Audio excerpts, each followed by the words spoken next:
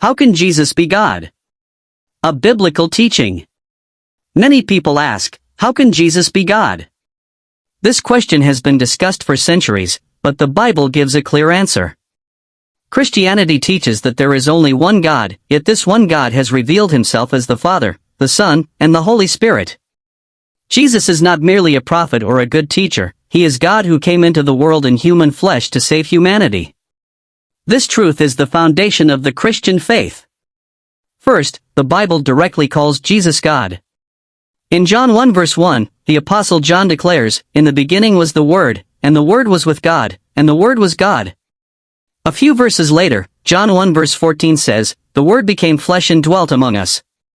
This identifies Jesus as the eternal Word who became human. Likewise, in John 20 verse 28, after seeing the risen Christ, Thomas exclaimed, "My Lord and my God." Jesus accepted this worship instead of correcting him, showing that he truly is God. Second, Jesus claimed attributes that belong only to God.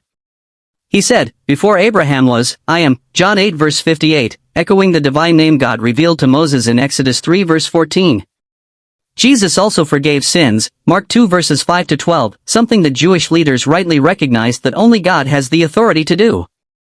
He accepted worship from his followers, while angels and apostles always refused worship directed toward themselves. These actions reveal his divine identity. Third, Jesus demonstrated the power and authority of God. He calmed storms with his command, raised the dead, healed every kind of disease, and ultimately rose from the dead by his own authority.